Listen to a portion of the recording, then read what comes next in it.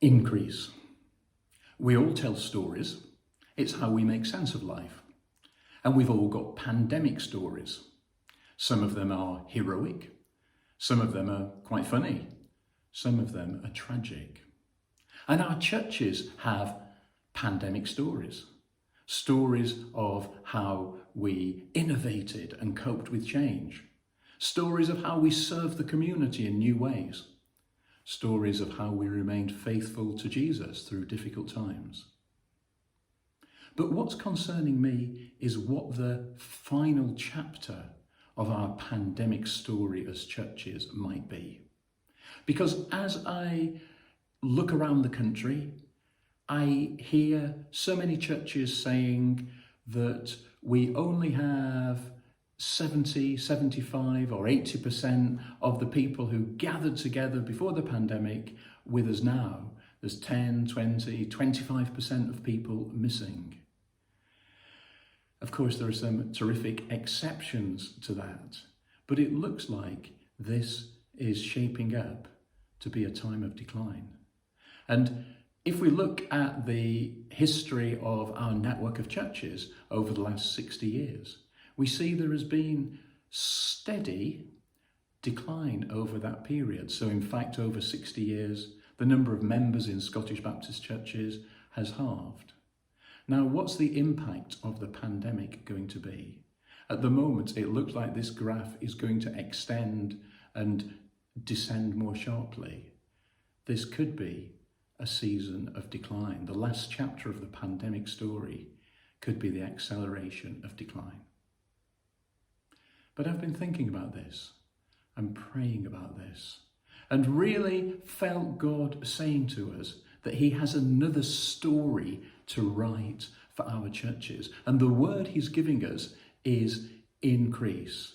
I really asked myself, did God call me to be a follower of Jesus in order to be part of a decreasing church? Did God call me to be pastor of local churches for 25 years in order to oversee decline? Did he lead me to my role in the national team of our union now, simply so that we could efficiently handle the inevitability of diminishing churches? I just don't believe he did. And I began to share this with our national team, and we prayed about this, and we tried to listen to God, and we had a day of prayer and fasting, and we sensed together that we had to say, on our watch, we won't settle to supervise decline. And we felt God was giving us a particular passage of scripture. It comes from the time when God tells Jeremiah to write a letter to the people who've been taken into exile. It's a tough time for them.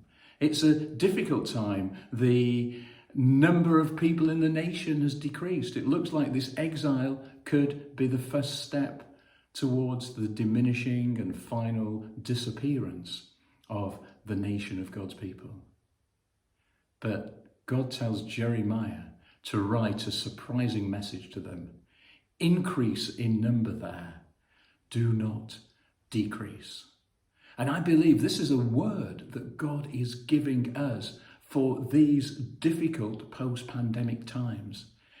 Increase in number. Do not decrease. Now, however could that be possible? Well, one part of this, and the part that I'm particularly interested in, is that as churches together, as a network, we can help one another and support one another and become more than the sum of our parts. You might remember that when we first launched our national gathering as Canopy, we said the picture came from the idea that the different churches in our network are all trees planted in the place God has put them. But together we form a forest. And so the Baptist Union of Scotland is like a forest, trees that actually at canopy level begin to grow into each other and connect. And when we have an event like Canopy, we are connecting together. But the thing about the forest is there's a much deeper connection that lasts all the time, because beneath the forest floor there are strands of a fungi called mycelium, millions of these strands that connect the trees together at root level. And through mycelium they share water and they share nutrients, and sometimes trees pass messages to each other. And we've said that our network of churches is like a kind of forest, and our unity in the Spirit of God, pursuing the gospel of Jesus through the love that he pours in our hearts and through the great commission he's given us, is a bit like the mycelium as we share resources and strengthen one another. And what might that mean as we consider the increase of vision, the possibility of increase? I think there are three things that God is calling us to do together. And the first one is prayer. Increase happens because God is at work. If we think that we, by our human strength, by our skillful techniques, can turn around years and decades of decline, then we're missing the point. But what we've learned during the pandemic is that actually praying together is better and more possible than we thought. So many churches have discovered that more people have joined together in prayer during this last season, especially through Zoom prayer meetings, which has enabled people to come together in quite a different way. Nationally, we've had a whole series of prayer meetings, at one point weekly and then monthly, and then special at some special times in the calendar, like through Lent. We've prayed together nationally.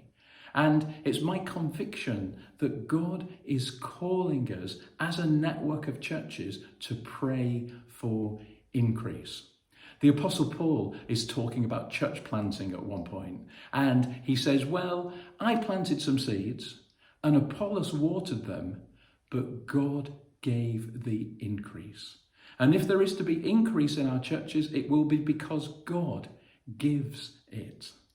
And I think that going forward, there are so many ways that we can set about praying together and releasing the resources of each other's churches to build one another up. Our national prayer meetings have been great, and we'll still have those from time to time. But what about the churches in a town or an area getting together and saying, we want to pray for increase in our town or district? What about a leadership team from one church asking the leaders from another nearby church to come and meet with them and say, will you pray with us and listen to God with us to help us understand what he's calling us to do, that we might see increase in these times? It is something that God is calling us to do together more than ever. Prayer. But secondly, planting. Study after study has shown that the most consistently effective way of seeing new disciples of Jesus made is through planting new congregations. Of course, that's what's happened from the book of Acts onwards. We've seen the church expand as congregations have been planted in new places. There have been times in our Baptist history in the 19th century and the 20th century when together as a network we've set about planting many new churches. And God has been faithful, and the number of believers and the number of churches have grown during those times. And this is another such era. Tim Keller says something great about church planting. He says the vigorous continual planting of new congregations is the single most critical strategy for two things. One, the numerical growth of the body of Christ in a city. And two, the continual corporate renewal and revival of the existing churches in a city. The point of planting is not simply that, well, there are a few big churches that can spare a people and give them away. but that we could work together on this. And some large and some small churches could plant new congregations, could plant many new congregations. And some churches won't directly send out a group of people from their congregation to plant something new, but they'll be partnered in with other churches. And maybe corporately, the churches in a town or in a region will seek God and say, we need to plant here. And they'll work together to do that. Or they will know that a nearby church is planting, and their commitment will be to pray for that. And their commitment might be to give resources to help support that in finance. Or there might be just one person who can be given to join a church plant. There are so many ways we can do this together. And as a Baptist network, we can become more than the sum of our parts when it comes to planting new churches. And here's the third thing. Creating a pipeline.